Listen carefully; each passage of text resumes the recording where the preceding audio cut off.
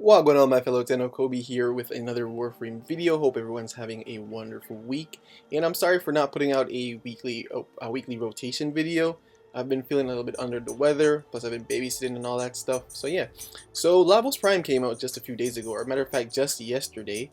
So I went ahead and grinded it out, got myself a frame, and now we're going to go over a build. But guys, please remember that I still have the Lavos Prime giveaway going on, and it's just a few days left. So if you're interested and you want to go ahead and join, go ahead. I'm going to be putting the link in this description.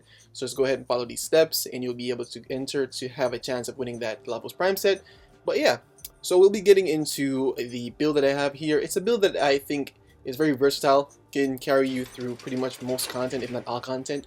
Probably carry you up to level cap, but I wouldn't call it a level cap build. But yeah, so this is my fashion right here. I absolutely love this frame. It's a pity that I couldn't go ahead and get the accessory pack. I wish I could. But yeah, because the cyan downer that comes with this skin is amazing. But yeah, I'll leave that on for some time later in the future. But yeah, this is the first fashion frame that I came up with, and then the second one, showing you guys this because a lot of you guys seem to really appreciate when I do show off the fashion. This is the second one here, which you guys know is the typical colors that I typically run. And yeah, hope you guys like them. Let me see, there wouldn't be really any way for you guys to show me your fashion. I mean, maybe you guys could go ahead and tag me in your fashion over on Twitter. I'd really love to see them. I'm thinking about creating a Discord or a Patreon.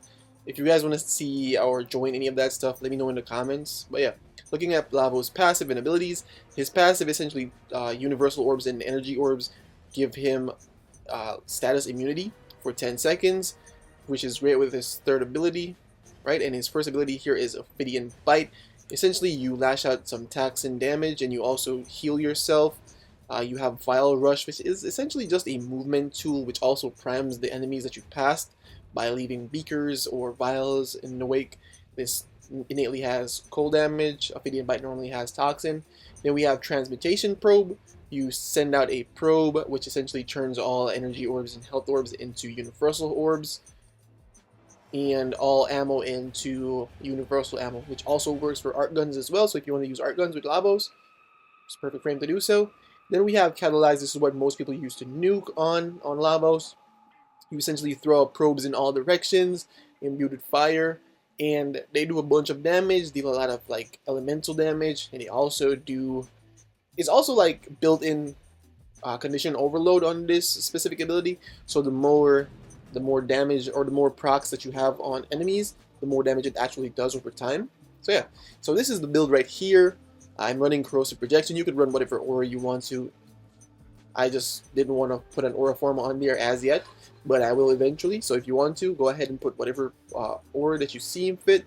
You could run the mecha set. I know mecha build is a really popular build with Lavos, right?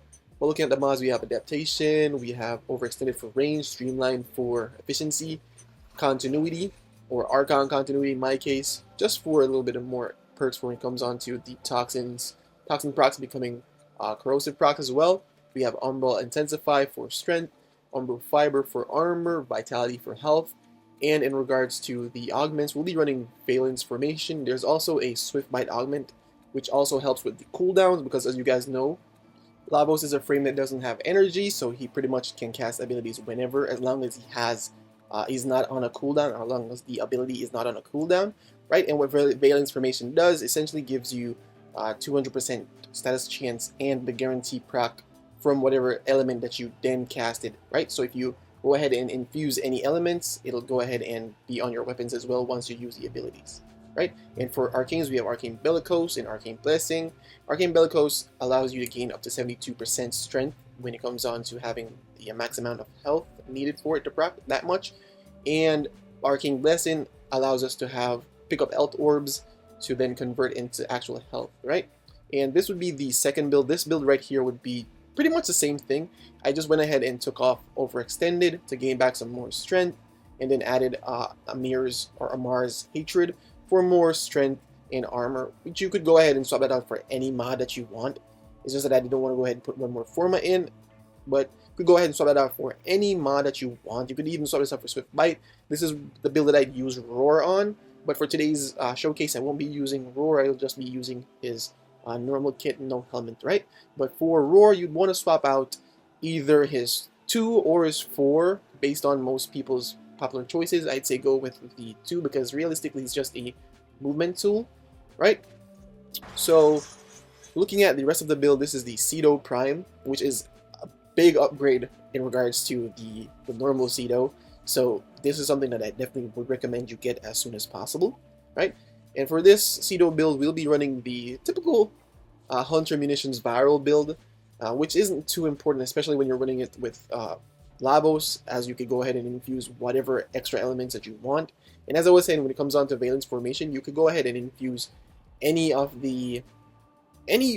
Realistically, you could go ahead and just put on the normal ones, which are heat, toxin, cold, and electricity, and you can do fuse ones like magnetic and etc. Right? Another option for the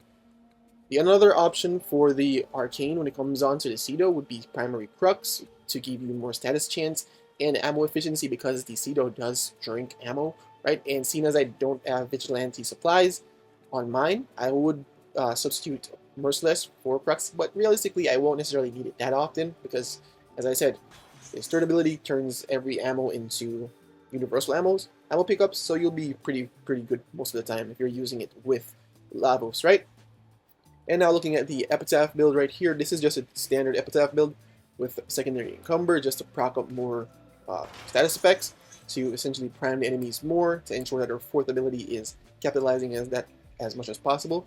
And here is the Zorus build. This is a melee influence build, and again, the fact that I'm running pure electricity whenever I infuse any form of elementals, once I go ahead and cast an ability, they'll be latched onto this as well, and also be transferred via melee influence. So this is a great way to go ahead and do a lot of damage with melee influence using Lavos, right? And this is just the standard Doriga that I normally run in my normal Verglass. When it comes on to Doriga, the key thing here is running Synth Deconstruct. It's just a normal Doriga build outside of that, so normally you just run all of these mods for priming, and then with Synth Deconstruct, what this does is every time your companion damages a enemy, once you kill that enemy, they have a higher chance of dropping health and energy orbs, or health or energy orbs, which pair well with your passive and your third ability, right? And now moving into the Simulacrum to give you guys a showcase of how these abilities look and work.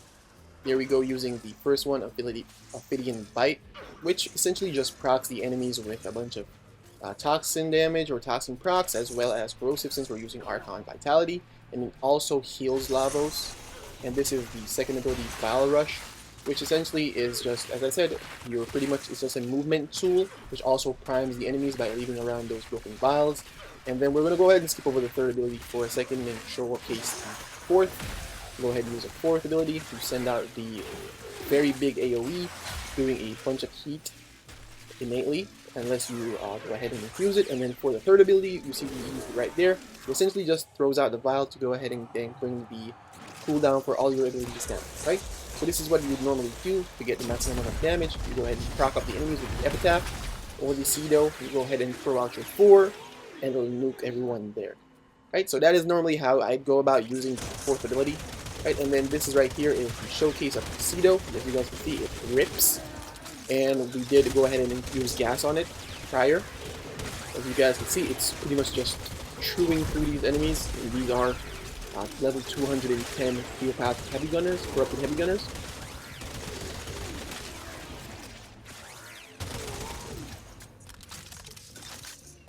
And now taking a look at the build for the Zorus.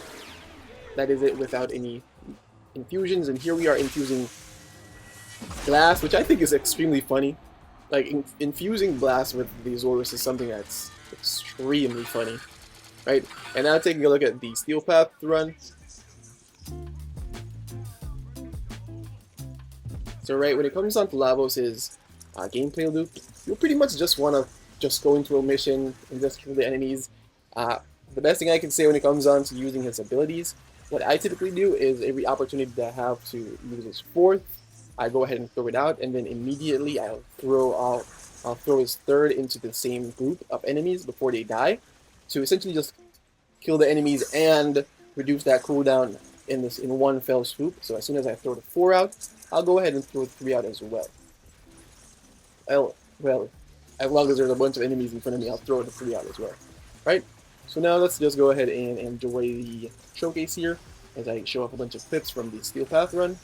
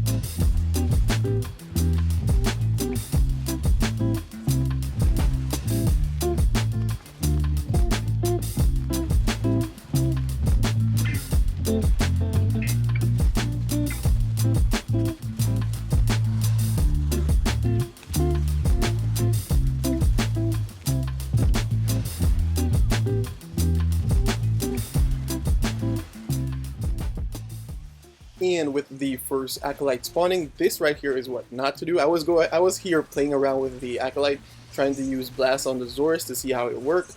So I wasn't really taking him serious. I'll just go ahead and throw it a bunch of times.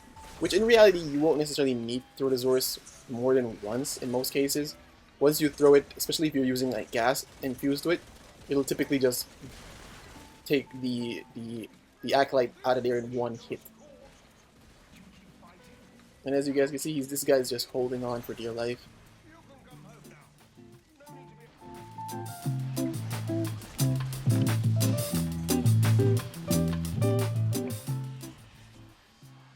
And now this is where the second Acolyte spawned in. As you guys can see, you just go ahead and throw your 4 out, shoot the Epitaph a few times to get the Acolyte primed up, and throw the Zorus out like once. Realistically, if I didn't throw it again, he'd bleed out just from the gas ticks. But I went ahead and just tossed it a second time, right? So as I said, you just want to go ahead and prime them, throw your Zorus, and realistically, you could go ahead and then mow them down with the Cedo if you want to. The Cedo is very effective against the Acolytes as well. I just decided to use a Zorus, right? And this right here is pretty much the most I use the third ability. The second ability is just as a movement tool. So if you want to go ahead and element it off, go ahead and swap it out for something like Roar, or Guaranteed Viral Light Nourish if you want to. Or you could even use a helmet ability like Eclipse to get more, or not more, but to get some damage reduction, or the buff to your weapons as well.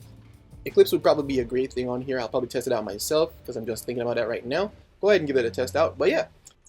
Also guys, let me know your guys' opinion when it comes on to adding the music to the background.